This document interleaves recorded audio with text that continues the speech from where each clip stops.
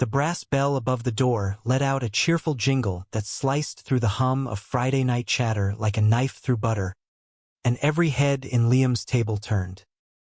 There, framed in the rainy twilight like a ghost stepping out of the fog, stood a man who could have been ripped straight from the black and white photo on the memorial wall. Dark curls damp from the downpour, sharp jawline shadowed by stubble, those piercing green eyes scanning the room with a hunger that wasn't just for food. "Table for one," he said. His voice a low rumble that carried the faint twang of a Texas drawl.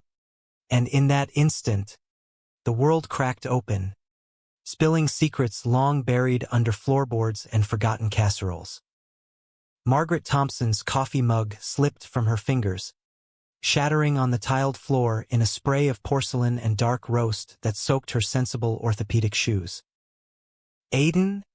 she whispered, but the name caught in her throat like a fishbone, because it wasn't, not quite. The man at the door tilted his head, a ghost of a smile playing on his lips, and for a heartbeat, the diner blurred into the past. The screech of tires on a rain-slicked highway 3 years ago, the crumpled report from the coroner's office declaring their boy, Liam, their only son, gone forever in a wreck that left no body, just echoes and an empty plot under the old oak in Willow Creek Cemetery. Outside, thunder grumbled like an old drunk waking from a bender, but inside, the air hung heavy with the scent of sizzling burgers and fresh-baked cornbread, the kind Liam used to devour by the half-loaf on lazy Sunday afternoons. Margaret's husband, Harlan, gripped the edge of the counter until his knuckles bleached white, his broad farmer's hands trembling as if the earth itself had shifted beneath his boots. "Jesus, Mary, and Joseph," he muttered, crossing himself out of habit from the Catholic days he'd half forgotten after the divorce from the church over their sinful boy. The patrons, farmers in flannel, a cluster of high school kids sneaking fries, froze mid-bite, sensing the storm about to break not from the sky, but from the fracture in the Thompsons' carefully mended hearts. It had started as a dream born of grief, this place. Liam's table. A hole-in-the-wall diner off Route 66 in the dusty armpit of Oklahoma, where the wind whipped red dirt across cracked asphalt and semis rumbled like restless beasts. Harlan and Margaret had poured every dime from the life insurance. Ironic, that payout for a death that never quite added up, into the lease on this faded brick building that used to be a gas station. They'd scrubbed the grease from the counters themselves, painted the walls the soft blue of Liam's childhood bedroom, and hung that photo him at 18, arms slung around his high school sweetheart. No, not a girl, but Aiden, the boy with the easy laugh and calloused guitar fingers who'd shown up one summer like a stray dog, all loyalty and fire. In the picture, they were grinning under the bleachers after a football game, Liam's head on Aiden's shoulder, oblivious to the sideways glances from the town that whispered faggots behind cupped hands. The memorial corner was Margaret's touch, a shelf of Liam's favorites, vintage vinyls of Johnny Cash and Patsy Cline, a dog-eared copy of Walt Whitman's Leaves of Grass with passages underlined in faded pencil, and a jar for tips that went to the local LGBTQ youth center. A quiet fuck you to the preacher who'd barred Liam's funeral from the Baptist Hall. "He loved this town," she'd say to customers who asked, her voice steady as she plated the special. Liam's Last Supper, as Harlan called it in dark jokes, a heaping plate of chili cheese fries, grilled cheese on rye, and apple pie a la mode, the mess of comfort food that matched the chaos of their boys' appetites. But late at night, when the neon open sign buzzed its lonely vigil, Margaret would trace the photo's frame and wonder, why no body? Why the empty casket we buried with his old baseball glove? Aiden Hayes had been the last to see Liam alive, or so the story went. It was the summer after graduation, 2022, when the Oklahoma heat clung like a fever dream. Liam Thompson, 22, fresh out of community college with a half-baked plan to hitchhike to California and chase sunsets with his guitar, had fallen hard for Aiden. Aiden, 24, a drifter from Austin with ink-black tattoos snaking up his arms, roses thorns deep, a compass rose over his heart pointing nowhere, and a beat-up Ford pickup that smelled of motor oil and weed. They'd met at the county fair, Liam nursing a cotton candy hangover behind the Ferris wheel, Aiden strumming folk tunes for spare change. One look, and it was electric. Liam's shy blush against Aiden's cocky grin, hands brushing over shared cigarettes, bodies colliding in the bed of that truck under a canopy of stars that felt like they were winking conspiratorially. "Run with me," Aiden had whispered one night, his breath hot against Liam's neck as they lay tangled in the sheets of a motel off I-40. The room was a time capsule of regret, faded floral wallpaper peeling like old skin, a TV flickering infomercials for miracle slicers. Liam had laughed, tracing the scar on Aiden's collarbone from a bar fight back in Texas. To where? The edge of the world. But beneath the joke, fear simmered. Harlan and Margaret loved their boy fierce as a prairie fire, but coming out had been a battlefield. Harlan's bellows of, "This ain't how I raised you," echoing through the clabbered house, Margaret's tears soaking Liam's shirt as she clutched him, whispering, "We'll get through it, baby. God's got a plan. The town? A viper's nest." Notes in Liam's locker, "Freak. Sinner. Go die." And then there was Brody, Harlan's old hunting buddy, whose son had cornered Liam in the alley behind the feed store, fists flying with slurs that left bruises blooming like storm clouds. Aiden had been Liam's anchor, the one who kissed away the salt of those tears, who drove him to Tulsa for secret weekends at pride parades where rainbows weren't just colors but lifelines. But Aiden carried ghosts of his own, a father who'd beaten the gay out of him with belts and Bible verses until Aiden ran at 16, a string of lovers left in rearview mirrors because trust was a luxury he couldn't afford. "You're different," he'd tell Liam, fingers interlaced like promises. "You're home." They dreamed big, a little cafe in San Francisco, serving queer-friendly soul food, walls lined with photos of lovers hand in hand. Aiden would play guitar on open mic nights, Liam sketching menus with doodles of hearts and hamburgers. It was romance distilled to its purest. Stolen glances across diner booths, slow dances in the kitchen to crackly radio tunes, bodies moving like they were composing a symphony only they could hear.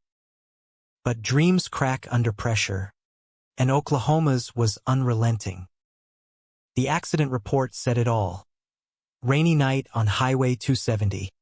Liam's old Chevy hydroplaning into a guardrail, plunging into the swollen creek below. No witnesses, no survivors. Aiden had been the one to call the Thompsons. His voice shattered over the line. "He's gone. God, he's gone." He'd handed over Liam's wallet, singed at the edges, and vanished 2 days later, mumbling about needing air, about ghosts he couldn't outrun. Margaret had found solace in the blame, at first on the road, then on Aiden for not stopping him from driving angry after another fight with Harlan. Harlan drowned it in whiskey, rebuilding fences and tractors until his hands bled, anything to not face the void. Now, 3 years on, Liam's table thrived on that void's edge, a beacon for truckers seeking pie at midnight, locals nursing heartbreaks over bottomless coffee. The menu was a love letter, the Aiden special, a spicy Tex-Mex omelet with jalapenos and chorizo, Because Margaret swore that's what Liam said his boy from the South cooked best. Kids from the nearby res came for the free slices on their birthdays, and every Pride month. The diner flew a rainbow flag. Harlan nodded himself, grumbling but proud. It was healing, or as close as you got to it in a town where secrets fermented like moonshine. The man at the door, Aiden, but not shed his jacket, water pooling at his boots like spilled tears. He was leaner now, lines etched around his eyes like fault lines, a fresh tattoo peeking from his cuff, a table set for two, knives and forks crossed like an X. "Smells like heaven in here," he said, voice steady despite the room's collective inhale. Margaret stepped forward, shards crunching underfoot, Harlan looming like a thunderhead behind her. The high schoolers whispered, phones half-raised before Harlan's glare pinned them down. You look just like him," Margaret breathed, reaching out a hand that hovered, afraid to touch. The man's smile faltered, green eyes flicking to the memorial wall where Liam's photo watched, frozen in youth. "Name's Elias," he lied, the word slipping out smooth as bourbon, but his gaze lingered too long on that omelet special. "Heard this place does the best apple pie west of the Mississippi. Mind if I grab a slice?" Harlan's laugh was a bark, raw and disbelieving. "Apple pie? Boy, you waltz in here looking like our dead son and all you want is pie." The diner held its breath, forks suspended, as Elias, or whoever he was, slid into a booth by the window, rain streaking the glass like accusations. Outside, lightning forked the sky, illuminating the cemetery hill where Liam's stone stood sentinel. "Beloved son, forever in our hearts." But hearts lie, and so do the dead. Elias ordered black coffee to go with his pie, and as Margaret plated it with hands that shook like leaves in a gale, he leaned in, voice dropping to a whisper that carried only to her. "Ma'am, I ain't who you think. But I knew him. Knew Liam better than breathin'." Her spoon clattered, cream swirling into chaos. Harlan was at the booth in 2 strides, meaty fist on the table. "Knew him? Then where the hell were you when we buried an empty box? When his mama cried herself hollow?" The man, Elias, Aiden, a specter by any name, met Harlan's eyes, unflinching. "I was runnin', sir. Runnin' from the same kind of pain that's got you buildin' this place. But Liam, he didn't go down in that creek. Not like they said." The words hung, a grenade with the pin pulled. Patrons gasped. A waitress dropped her tray, and in the corner, old Mrs. Hargrove crossed herself, muttering about resurrections. It was the beginning of the unraveling, that rainy October evening in 2025. The diner closed early. "Family emergency" scrawled on a napkin taped to the door. Harlan locked up with trembling fingers, the neon sign flickering like a dying pulse. Inside, under the harsh fluorescence, Elias shed his alias like a snakeskin. "It's me," he said finally, when the last customer shuffled out into the storm. "Aiden. But Liam. He's alive. And he's comin' home." Margaret sank into a chair, the world tilting. "Alive? Our boy? After 3 years of hell?" Aiden nodded, rain dripping from his curls onto the formica, pooling like the tears she'd shed at dawn vigils. Harlan paced, boots thudding like heartbeats. "You lying son of a bitch. We saw the report. The truck mangled, the river swollen. No body, sure, but cops said it was him."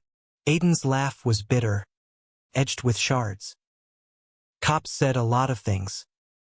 Like how queers like us don't deserve second chances in towns like this. He rolled up his sleeve, revealing not just the table tattoo, but a jagged scar snaking his forearm, twin to the one Liam had from a childhood fall off the barn roof. We faked it. Me and Liam. That night, after the fight, you yellin' at him 'bout bein' unnatural. Brody's kid beatin' him bloody again. We packed a bag and drove. But the rain. The truck flipped for real. Liam got thrown clear, busted ribs and a concussion, but alive. I pulled him out, hid him in an old fishing shack downstream. Called it in anonymous from a payphone. Said I saw the wreck. Then I got him to a doc in Tulsa who don't ask questions for cash. Margaret's hand flew to her mouth, a sob escaping. Why? Why leave us thinking he was dead? Aiden's eyes, so like Liam's, softened with regret. He was scared. Ma. Scared you'd never accept him whole, gay and all, lovin' a no-good drifter like me. And me? I was the coward. Pushed him to run. Then when the heat came, cops sniffin' around, your buddy Brody off-airin' rewards like we were criminals. I bolted. Left him heal up with that doc sister. Told him I'd send for him once I had a plan. But plans. They curdle. Harlan stopped pacing, face crumpling like wet paper. You left him? Our boy. Hurt and alone. Aiden nodded, shame etching deeper lines. Biggest mistake of my life. Been searchin' ever since. Odd jobs from Texas to California. Followin' whispers. Found out last month he's in Portland, workin' at a queer bookstore, goin' by Elias to stay hidden. He's comin' back. Harlan. For the diner. For you. But he needs to know it's safe. The storm raged on, wind howling through the eaves like Liam's old harmonica wails. Margaret reached across the table, grasping Aiden's hand. Calloused, familiar. It is safe. This place. It's all for him. Every burger flipped, every pie baked. Harlan sank beside her, the fight draining like floodwater. Tell me everything.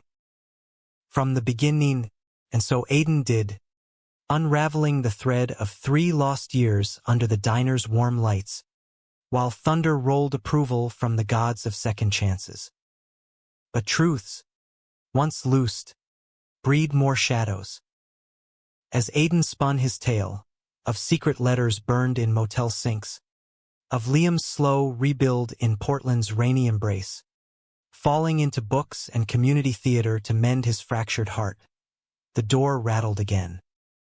Not the bell, but a fist pounding, insistent. Harlan rose, wary, and cracked it open to Brody's snarling face, rain-lashed and red as devil's food cake. Heard the commotion. Something about the faggot boy? Harlan, if you're stirring up old shit, get off my porch. Brody, Harlan growled, but the man shoved through, eyes locking on Aiden like a hound on scent. You. The runaway. Thought you drowned too. Brody's lip curled, the same sneer that had fueled alleyway beatings. He'd always hated Liam, jealous of the Thompsons' easy affection, bitter that his own boy turned out meaner than a rattlesnake. And now, with the town economy limpin' and the diner pullin' crowds, whispers of sabotage had started. Slashed tires, fake health complaints to the board. Aiden stood, fists clenched, the old fire flaring. Ain't runnin' no more. Liam's comin' home, and you best stay clear. Brody laughed. Ugly bark. Home? To this fairy tale? I'll burn it down first. He lunged, but Harlan was there, shoulder-checking him back into the rain. Out, or I call the sheriff, and this time, it's for assault. Brody spat on the welcome mat, but slunk away, muttering curses that faded into the gale. The diner fell silent, the weight of threat settling like dust. Margaret bolted the door, her resolve hardening. He means it. Brody's been poisoned since day one. Aiden nodded, pulling a crumpled photo from his wallet. Liam, older now, bearded and soft around the edges, arms around a stack of dog-eared novels in a sun-dappled shop. That's why Liam's scared. Last letter, he said Brody's been a skin questions, digging into the wreck. Thinks we can start fresh here. But betrayal's a hard ghost to exorcise, Harlan finished, clapping Aiden's shoulder, a gesture heavy with unspoken forgiveness. They talked till dawn, pie cooling untouched on plates, mapping a prodigal's welcome. Aiden crashed on the couch in the back office, surrounded by ledgers and Liam's old mixtapes, while the Thompsons lay awake, hearts pounding with fragile hope. Word spread like wildfire in dry grass. By noon, the diner buzzed, not with customers, but locals clustered at the counter, eyes darting. Heard the boys alive? That drifter back? Margaret served smiles with her coffee. Harlan manned the grill like a sentinel. Aiden helped in the kitchen, chopping onions that stung like memories, his Tex-Mex omelets drawing wary praise. But undercurrents swirled. Notes slipped under the door. Fakers. Liars. Go back to hell. And tires slashed again, this time with a blade that whispered Brody's name. 2 days later, the bus rolled in from the east, disgorging a figure in a wool coat and scuffed docks, backpack slung low. Liam Thompson stepped off into the Oklahoma chill, breath fogging the air, green eyes scanning the horizon where the diner sign glowed like a lighthouse. Portland had softened him, hair longer, tied back with a leather cord, a silver ring glinting on his thumb from a theater prop shop fling that never stuck. But the core was steel. The boy who'd kissed Aiden under stadium lights, who'd dreamed of tables set for lovers unafraid. He paused at the curb, heart hammering. 3 years of reinvention, Elias Black, barista by day, amateur playwright by night, scripting one acts about absent fathers and phantom loves.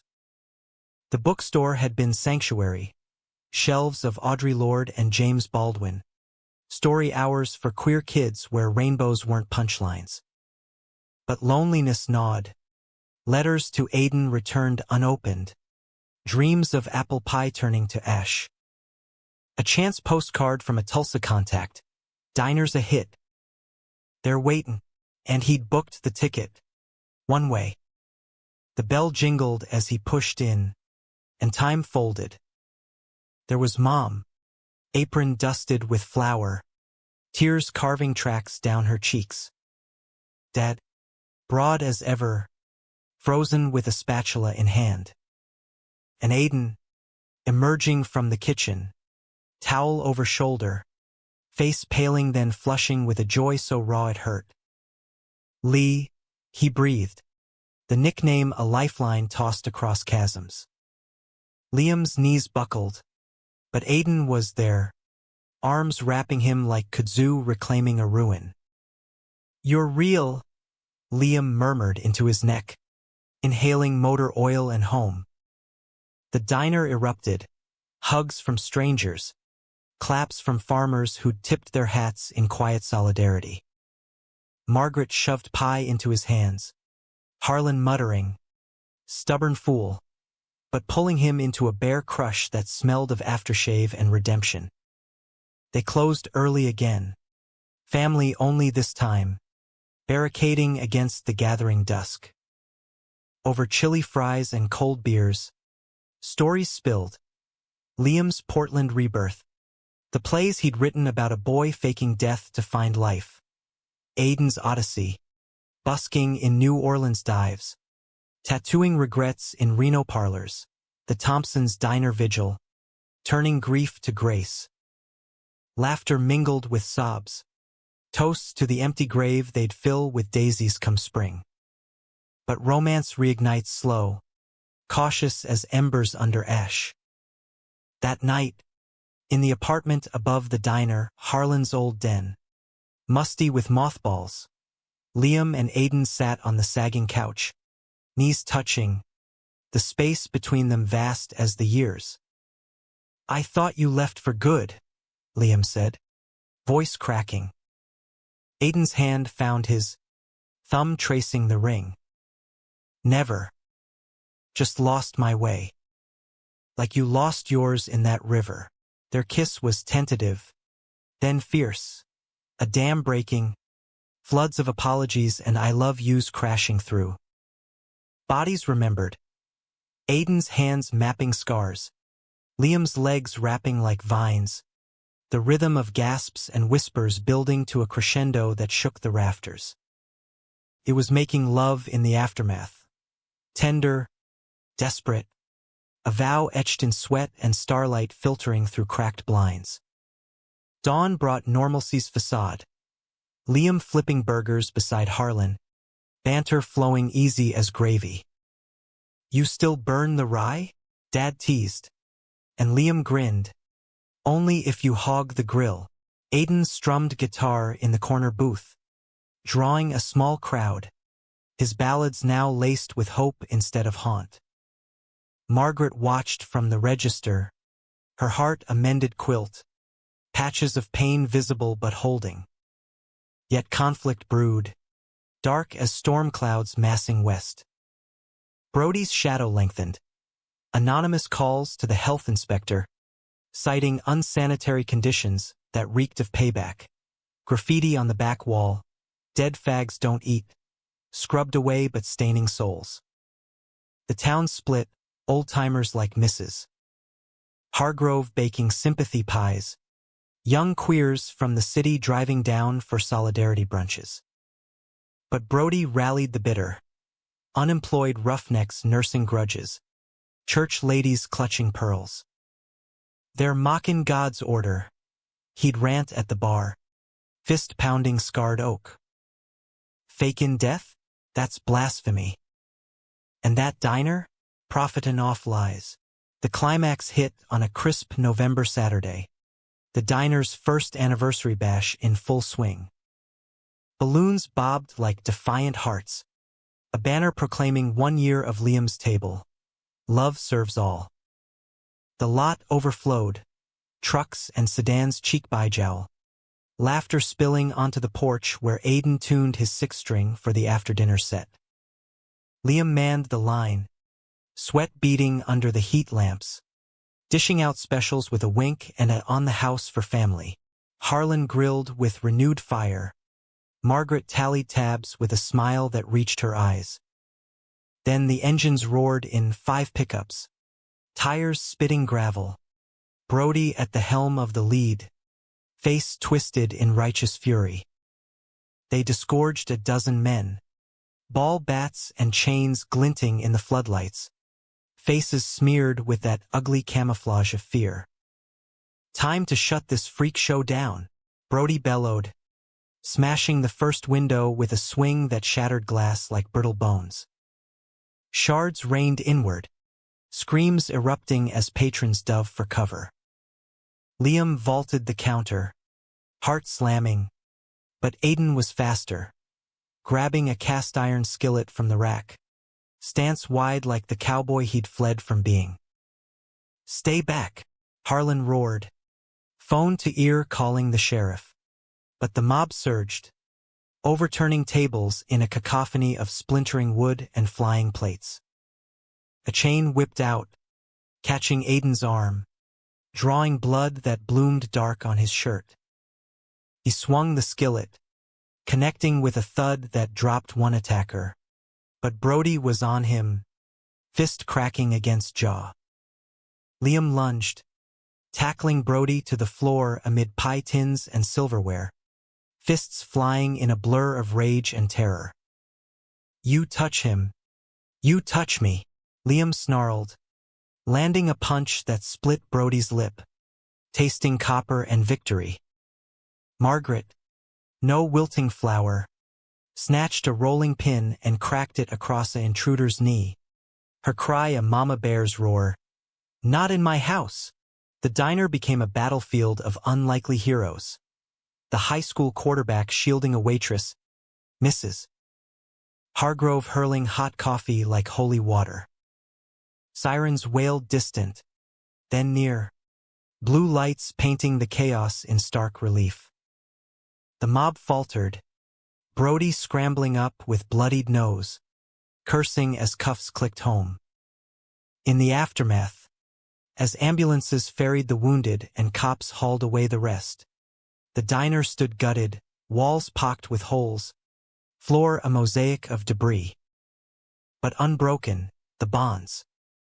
Liam bandaged Aiden's arm in the ER waiting room, fingers lingering on skin that felt like salvation. "We fight together now," Liam murmured, and Aiden pulled him close, foreheads touching. "Always have. Just forgot for a spell." The town mourned and mended.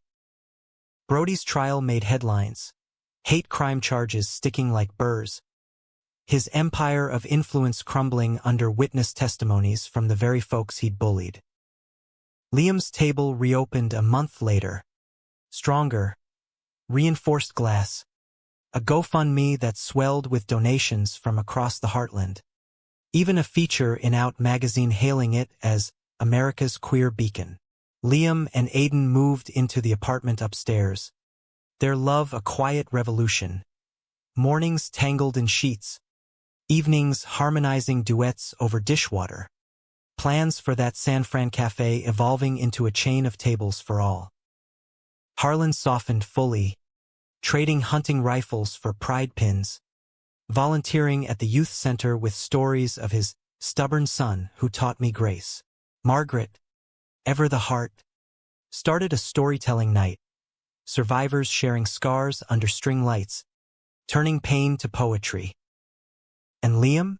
He wrote the play Empty Plates, a one-act about faked deaths and real resurrections, premiering in Tulsa to standing ovations, Aiden in the front row, tears unspoken.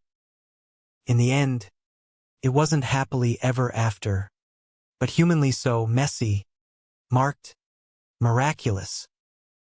On quiet nights, they'd sit at the counter after close, pie shared between Four Forks, Mom, Dad, Liam, Aiden, watching fireflies dance beyond the window.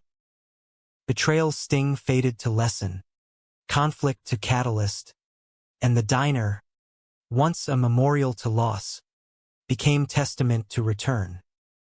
Love, they learned, isn't a straight road or a clear river. It's the detour, the wreck, the walk through the door with an empty stomach and a full heart. And in America's vast, bruised heartland, that story enough.